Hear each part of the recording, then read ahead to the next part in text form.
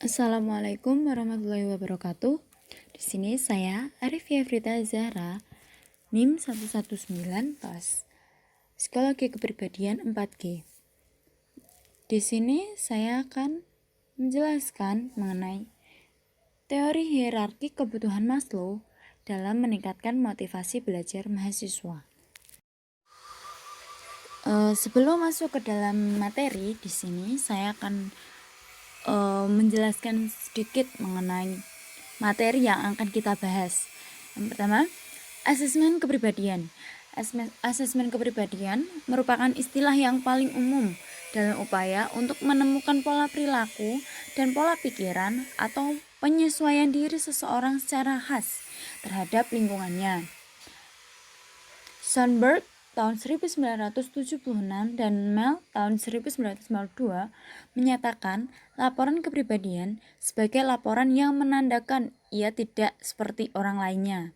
Sedangkan lingkungan juga dilengkapi oleh tuntutan, baik ketika seseorang psikolog diminta untuk mengakses kepribadian seseorang yang sedang memiliki masalah dan berada dalam suatu kondisi lebih buruk daripada biasanya. Untuk memahami kebutuhan mahasiswa dan kepuasan mahasiswa, salah satunya dengan konsep motivasi. Motivasi adalah suatu konsep yang menguraikan kekuatan-kekuatan yang ada dalam diri individu yang memulai dan mengarahkan perilaku. Konsep motivasi digunakan untuk menjelaskan perbedaan-perbedaan dalam intensitas perilaku, di mana perilaku yang lebih bersemangat adalah hasil dari tingkat motivasi yang lebih kuat. Selain itu, konsep motivasi juga digunakan untuk menunjukkan arah perilaku. Untuk memotivasi individu, perlu diketahui seberapa besar tingkat kebutuhan individu. Kebutuhan merupakan kekurangan yang dirasakan seseorang pada suatu waktu tertentu. Kekurangan tersebut dapat bersifat fisiologis, psikologis, maupun sosiologis. Perbedaan kebutuhan individu dalam kelompok harus dipertimbangkan oleh perguruan tinggi dalam upaya memotivasi mahasiswa dalam proses pembelajarannya. Dalam pemikiran Maslow tentang teori hierarki kebutuhan individu sudah sangat dikenal luas. Namun, aplikasinya untuk kepentingan pendidikan tampaknya belum mendapat perhatian penuh untuk meningkatkan kualitas pembelajaran di perguruan tinggi dalam bentuk motivasi mahasiswa. Penerapan teori Maslow dapat menjadi salah satu alternatif yang menarik. Secara ideal, dalam rangka pencapaian perkembangan diri mahasiswa, perguruan tinggi menyediakan dan memenuhi berbagai kebutuhan mahasiswanya. Selanjutnya yaitu definisi motivasi. Apa itu sih motivasi? Untuk menjelaskan hal ini perlu diketahui juga apa yang bukan merupakan motivasi.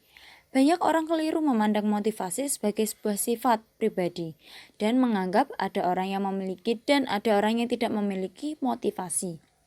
Motivasi didefinisikan sebagai dorongan. Dorongan merupakan suatu gerak jiwa dan perilaku seseorang untuk berbuat.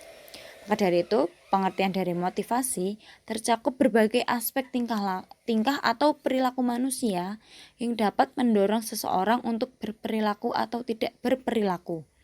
Namun, dalam istilah berikut ini, motivasi adalah dorongan manusia untuk bertindak dan juga berperilaku. Sedangkan pengertian motivasi di kehidupan sehari-hari, motivasi dapat diartikan sebagai proses yang dapat memberikan dorongan atau rangsangan kepada karyawan, sehingga mereka bersedia bekerja dengan ikhlas dan tidak terbebani. Dan untuk materi selanjutnya, yaitu teori motivasi menurut Maslow. Maslow Need Hierarchy Theory, teori hierarki kebutuhan dari Abraham Maslow. Inti teori Maslow adalah bahwa kebutuhan tersusun dalam suatu hierarki. Kebutuhan di tingkat yang paling rendah adalah kebutuhan fisiologis dan kebutuhan di tingkat yang paling tinggi adalah kebutuhan aktualisasi diri. Dan untuk materi selanjutnya yaitu teori kebutuhan menurut Maslow. Teori Maslow juga mengatakan bahwa manusia mempunyai kemampuan unik untuk membuat pilihan dan melaksanakan pilihan mereka sendiri. Penelitian yang dilakukan membuat dirinya yakin bahwa orang memiliki kebutuhan tertentu yang tidak berubah dan asli secara genetis. Keseluruhan teori motivasi yang dikembangkan oleh Maslow berintikan pendapat yang mengatakan bahwa kebutuhan manusia itu dapat diklasifikasikan pada 5 hierarki kebutuhan. Yang pertama itu psychological needs, 2 safety needs, ketiga belongingness and love needs, dan keempat STM needs, kelima self actualization needs. Dan akan dijelaskan pada materi selanjutnya, pada slide selanjutnya. Motivasi belajar. Belajar merupakan salah satu faktor yang mempengaruhi dan berperan penting dalam pembentukan pribadi dan perilaku individu.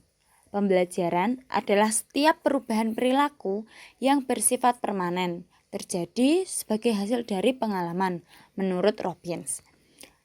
Motivasi belajar adalah proses internal yang mengaktifkan, memandu, dan mempertahankan perilaku dari waktu ke waktu. Individu termotivasi karena berbagai alasan yang berbeda, dengan intensitas yang berbeda. Sebagai misal, seorang mahasiswa motivasi belajarnya tinggi untuk menghadapi ujian akhir semester dengan tujuan mendapatkan nilai tinggi. Dan tinggi motivasi belajarnya menghadapi ujian mata kuliah tertentu karena tertarik dengan mata kuliah tersebut. Motivasi belajar tergantung juga konsekuensi penguatan kebutuhan manusia, hasil dari disonan atau ketidakcocokan, atribusi dari keberhasilan atau kegagalan, atau harapan dari peluang keberhasilan. Motivasi belajar dapat ditingkatkan dengan penekanan tujuan dan pemberdayaan atribusi. Dan juga motivasi belajar dapat meningkat apabila dosen membangkitkan minat mahasiswa, memelihara rasa ingin tahu, menggunakan berbagai macam strategi pengajaran, menyatakan harapan dengan jelas, dan memberikan umpan balik atau feedback dengan sering dan segera. Motivasi belajar dapat meningkatkan pada diri mahasiswa apabila dosen memberikan ganjaran yang memiliki kontingen spesifik dan juga dapat dipercaya. Dan untuk materi selanjutnya, yaitu aplikasi teori hierarki kebutuhan Maslow dalam meningkatkan motivasi belajar mahasiswa. Teori ini bila diaplikasikan dalam pendidikan, diharapkan dapat mengoptimalkan efektivitas proses pembelajaran.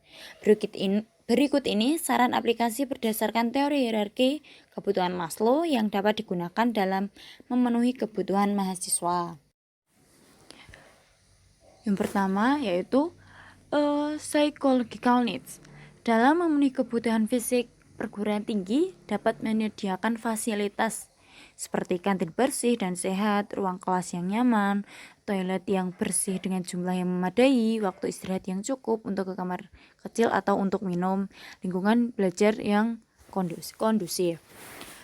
Yang kedua yaitu safety needs. Kebutuhan akan rasa aman dapat dipenuhi melalui mempersiapkan pembelajaran dengan baik, seperti mata kuliah, media pembelajaran, sikap dosen yang menyenangkan, tidak menghakimi dan tidak mengancam, mengendalikan perilaku mahasiswa di kelas, menegakkan disiplin dengan adil, konsisten expectation, lebih banyak memberikan penguatan perilaku melalui pujian atau ganjaran atas segala perilaku positif mahasiswa daripada pemberian hukuman atas perilaku negatif.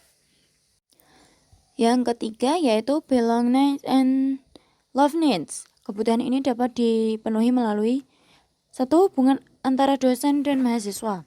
Dalam hubungan antara dosen dan mahasiswa, dosen hendaknya bersikap empatik, perhatian, dan interest kepada mahasiswa, sabar, adil, dan mau membuka diri, positif, dan dapat menjadi pendengar yang baik, memahami mahasiswa seperti kebutuhan, potensi, minat, karakteristik, kepribadian, dan latar belakangnya. Memberikan komentar dan umpan balik yang positif daripada yang negatif. Menghargai dan menghormati setiap pemikiran, pendapat, dan keputusan mahasiswa.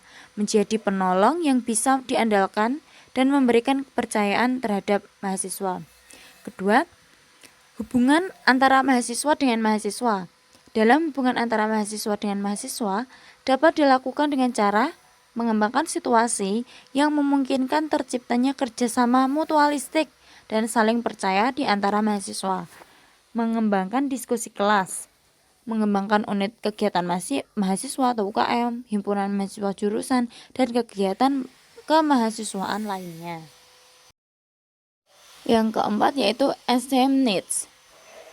Kebutuhan ini dapat dipenuhi dengan cara yang pertama, self-esteem, membangun rasa percaya diri bagi mahasiswa, seperti mengembangkan pengetahuan baru berdasarkan latar belakang pengetahuan untuk membantu memastikan keberhasilan, mengembangkan sistem pembelajaran yang sesuai dengan kebutuhan mahasiswa, fokus pada kekuatan dan aset mahasiswa, mengembangkan metode pembelajaran yang beragam, mempertimbangkan kebutuhan dan kemampuan mahasiswa ketika merencanakan dan melaksanakan pembelajaran, mengembangkan dan memberikan contoh strategi belajar pada mahasiswa, tidak menegur mahasiswa di depan umum, memberikan bantuan pada mahasiswa yang mengalami kesulitan, dan juga melibatkan mahasiswa untuk berpartisipasi dan bertanggung jawab di kelas.